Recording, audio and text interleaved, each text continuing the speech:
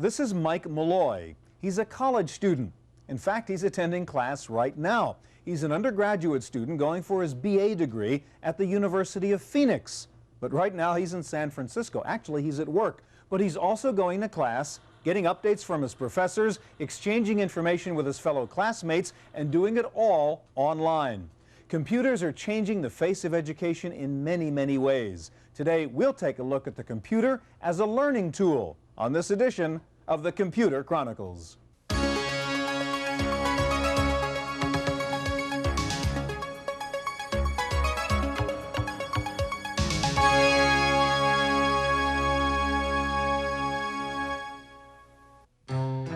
Computer Chronicles is made possible in part by Hewlett-Packard, working with industry leaders to ensure compatibility across the board and across the network.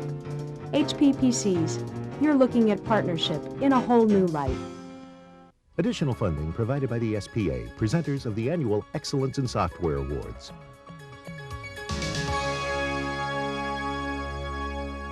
Hi, and welcome to the Computer Chronicles. I'm Stuart Chaffee. With me today is Kenyon Scott, Learning and Multimedia Specialist with Apple Computer. Kenyon, I've seen research that says that computers and multimedia actually help kids learn faster and better. Is that true, and why? In my experience, yes, Stuart, it's true. And here's a great example of that today. One reason is because they can manipulate information in a very interactive way. We know that curiosity is a great catalyst for learning. So today, for example, we have a QuickTime movie of a carnival ride. And the question might be posed, well, where do you spend most of your time in this ride? At the top of the ride or at the bottom of the ride? Now, without technology, I could not have easily gathered data this way, but if I want to see how high I am at this point, I simply click the point, drag down to the ground, and now that green line signifies my distance. I can rapidly gather the rest of the information by clicking repeat. And so you can step through the video and actually pull data points down for each one of those frames. Precisely. And then what do you do with the data? Well, first of all, this reverses the whole time spent towards data gathering. It used to be data gathering was the most tedious and time-consuming aspect. Now we gather the data quickly and can now quickly look at it and say, really spend time on the analytical understanding part. Precisely. And so we can show it graphically. Here we'll take our graph and drag the height variable over here. So you can just grab the variables you want, your y-axis, your x-axis, etc. And then here we see presented graphically the same data. Now I can interact with this graph in such a way that takes me back to the original video. You touch a point on the graph and that shows you what's happening in the real world to represent that point? Yes. Now the way this would have done, say, before technology is we probably would have been presented with a table of data. Very dry data that you would have then... I remember that. Plot all the points, get all the data, then draw the graph. Didn't have a whole lot of meaning and wasn't quite as robust experience as this. I want to go back to school right now. All right, today we'll look at the computer as a teaching tool and show you 4 terrific new programs that can turn your PC into a classroom. There is so much interest in the educational benefits of computers these days that the San Jose School District recently decided to put together a trade show just for students and teachers to talk about educational computing. We showed up too.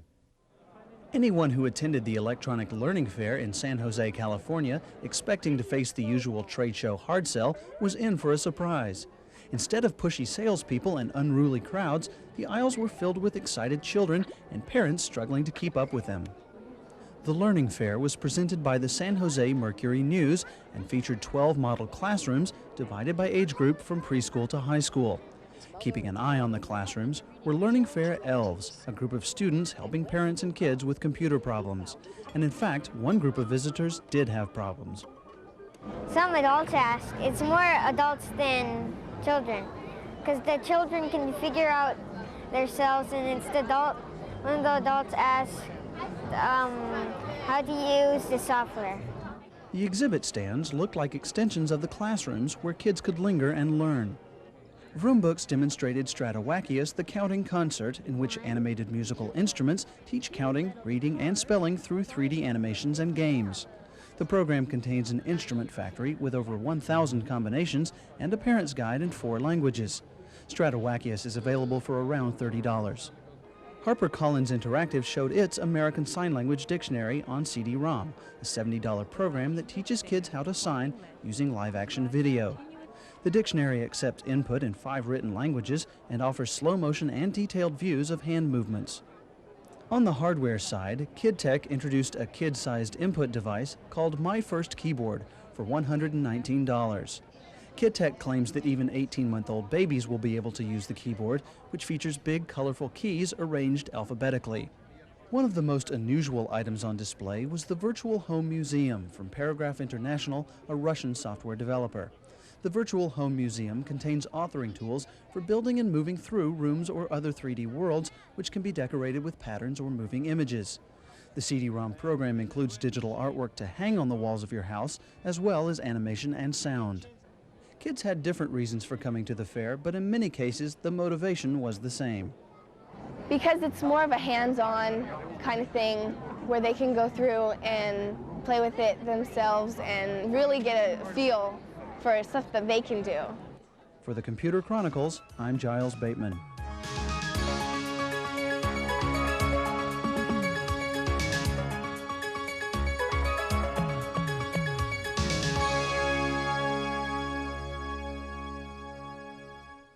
When you see a software program called Grammar Games, you figure this must be an oxymoron. How could you have fun learning about grammar? It also would seem like a difficult subject for a computer, but here to prove me wrong, presumably, is Faye Schwartz of Davidson Associates.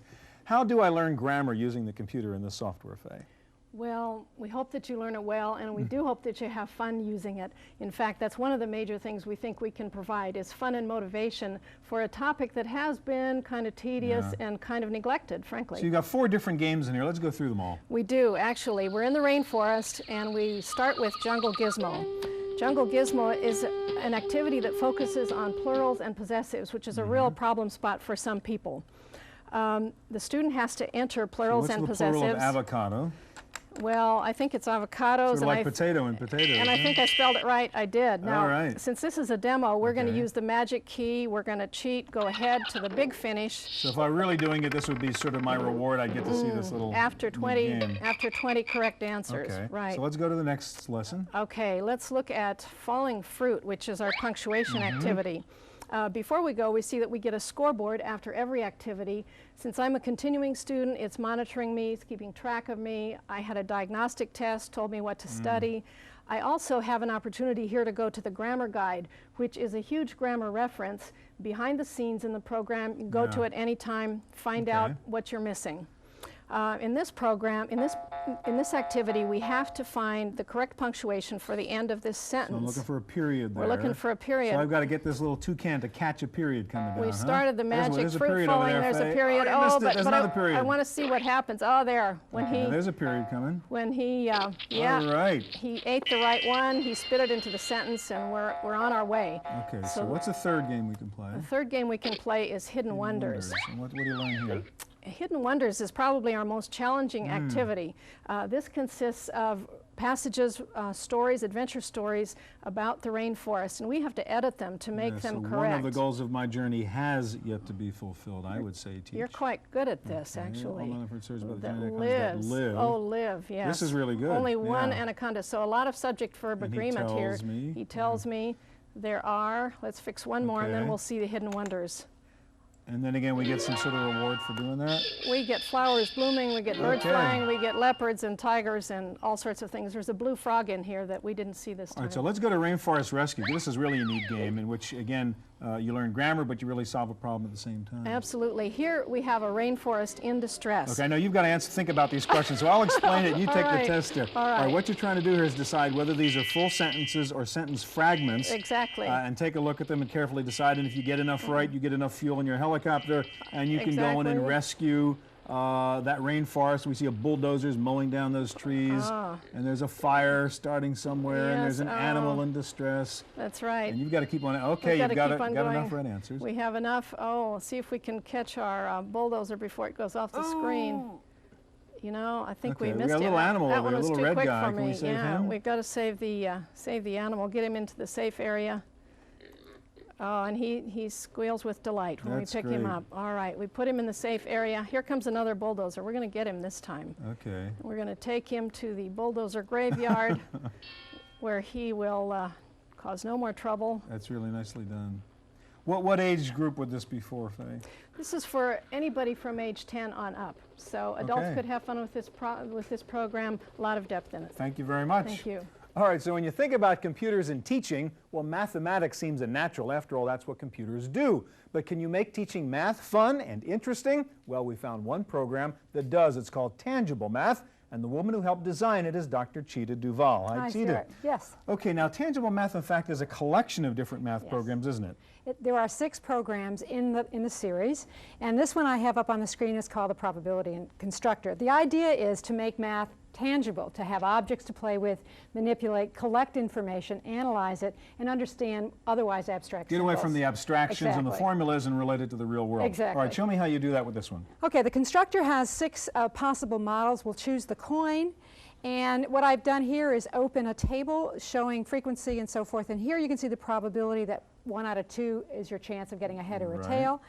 This bar graph, and graphing is an important component of learning, shows us that the theoretical probability is also 1 out of 2. I run the experiment, and I can watch this bar graph displaying the results of each toss. And you would guess here that I'm heavy so far. on Whoa, tails, but there's a head. Another head. And the graph is being updated after each coin. So this is really a little laboratory. We can do experiments and again see real-world consequences of mathematical concepts like probability. And unlike real life, you can bias the coins, you can toss 1,000 coins, and if we go over here to the demo of this product, we can pick up one of those instances where we've sort of canned the outcomes for presentation. tossing 1 coin are heads or tails. The probability of each is 1 out of 2. But what if we tossed 2 coins? Okay. Okay, now what's going to happen here is that we're going to toss 2 coins, and as I run the demo, you will see the table changing to show the outcomes of 2 coins, that's hard to say, and also demonstrating a tree diagram, so that if we change the number of coins from 2, where the odds are 1 out of 4 for any outcome, if I go to 3, the odds change to 1 out of 8, because I have that many more possibilities. So students can actually see what the possibilities are instead of my trying to wave my hands. I want to ask you to show me one other element of tangible math, which is the algebra animator, because that's also a good example of how you relate mathematics to the real world. Exactly. This product, the animator, is designed to give a face to algebraic equations using models that students can attach to equations.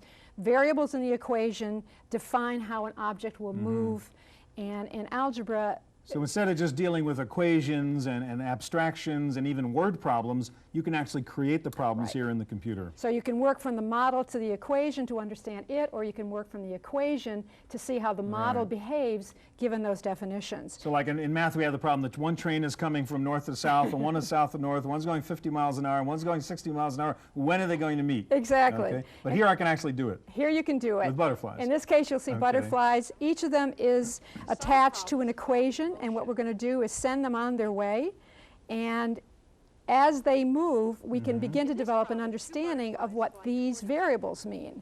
And here they come. We can trap their point of intersection, which is the point of solving equations. And in this particular experiment, then students can develop an understanding for what is motion and what are these equations useful for. That is really great. Yeah, it's really a lot of fun. And in this particular experiment, you can even create your own tangible math experiences. Study gravity and drop things from trees and all that kind of stuff? Exactly, and I think that's what we have here with the basketball, if we can get it to run here, and there it comes. We've oriented the picture differently by choosing the objects menu here. Choose a basketball, attach an equation to it. The falling object will reflect the effect of gravity, and there you have it. That's great. Tangible math. Thank you so much. Thank you. Okay, what are computers good at? Keeping track of lots of data. What is a library full of? Lots of data. No surprise then that one of the really valuable uses of computers in education is in the library. And one of the leaders in using the technology is the San Mateo County Library System right here in Northern California. San Mateo County on the San Francisco Peninsula is giving its library patrons a chance to be their own librarians. Readers can search for a book across the county system, reserve it if it's checked out, and have the volume delivered to the closest branch within a day or two. The new electronic card catalog is called the Peninsula Libraries Automated Network, or PLANET, and it replaces more than just dog-eared paper cards. There's a lot of things that people like to do for themselves. Not only that they can do it and it saves money as far as the staff time, but They like to do it. So they like to have access to their own record. They like to look up things themselves. They like to print out what they are looking up and save that information. They might use it later. So as many features as we could look at that would allow someone to do more things on their own and then save, in a sense, the librarian's time for us to help you with the things that we're trained to do and that we do very well. The difference between Planet and a paper card catalog is clear from the start. Along with traditional choices of author, title, and subject, readers can search by keywords and multiple indexes. Often, the author's last name and a partial title are enough to locate the work. Planet can perform an extensive subject search or limit its exploration by date or locality. The system accommodates foreign language titles, which can be combined with English subject headers. Librarians were concerned that the newly computerized card catalog might overwhelm their patrons, but the response was quite different. In fact, our staff had gathered a bunch of volunteers who were going to act as like library docents, helpers in the library. And we would be training them so they would help someone. Do you need some help using the new computer? Let us show you some of the aspects of it. After the first week of installation, our staff came back to me and said, I don't think we need our docent program. We have been walking the floor asking people to help them. We show them one or two things, and then they say, that's fine, you can go away now, I'll help myself. San Mateo plans to extend Planet to become part of the local internet hub, leaping over state and geographical boundaries. But for now, patrons are happy just to reserve a book in one branch, find it in another, and have it delivered to a third. For the Computer Chronicles, I'm Giles Bateman.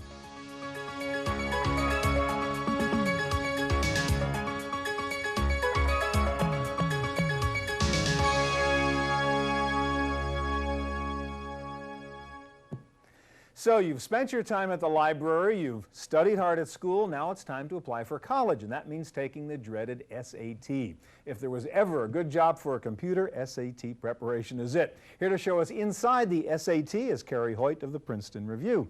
All right, now when you're taking the SAT, there's two things involved. One is your substantive verbal and math skills, but the other thing is really your test-taking skills, right? Do you teach both of those? Yes, we do. In our program, we teach both the math and the verbal, and also test-taking techniques and strategies. The Princeton Review is the largest SAT company, and we see over 30,000 students a year and help them out on the SATs. And I'll show you some strategies now. All right, so we'll go in the little strategies room? Mm-hmm. We're going to go into general Secrets strategies. of passing the SAT. Secrets of the SAT. Yeah. Yeah, so if you look in here, we're going to go into the average test taker, and his name is Joe Bloggs. It's very important to know when you're taking the SAT, who is the average test taker. We have named him Joe Bloggs. Okay. He's scoring about a 500 in math and about a 500 in verbal. So these are these dreaded analogy questions, right? Yes. We're going to be doing an analogies question right now. Okay. And you can see they're just introducing who Joe Bloggs is. And you can see here that we're going to get into a difficult analogy. And when we see Joe Bloggs, this is a difficult analogy, and he might not know what deport means. So deport is to country as? As. We have to find the same answer choice down here. Now Joe Bloggs, the average test taker, does not know what deport means. So what he does is he looks at country and he says, okay, I know what country means. What answer choice reminds me of country? And what's the answer choice to you? Yeah. It's going to be nation. Good. So if we pick nation, such as the average test taker would, you will see that Joe Bloggs pops out. Joe Bloggs. And we don't want to be Joe Bloggs. We use that as a mnemonic device to help our students. But let's look at the real answer, and that is going to be expelled to school. And if we pick that, we have that's the right answer choice. Okay. So you really do learn not to do the dumb things, basically, and to really think cleverly and get into the minds of the guy who wrote the test question. Right, right. We want to know who wrote this test, and that's ETS. And a good strategy on that. Okay, so how about the substantive skills, like those horrible paragraphs you have to read and then answer the questions about the paragraph? That's called critical reading. Okay. It's actually not that horrible. If we look in here, we'll see that we're going to talk about what exactly is in critical reading. And basically that is, it's a passage and you have to answer about 5 to 7 questions afterwards. Okay, and again, it gives you some hints about smart ways to deal with these questions. Huh? Right, and here we have a question called vocabulary and context, and we have the words blotted out in line 12 most nearly mean. So what our job as a test taker is to go down to here and find that in this sentence. And we have the sun was blotted out entirely for 2 days within a 100-mile radius.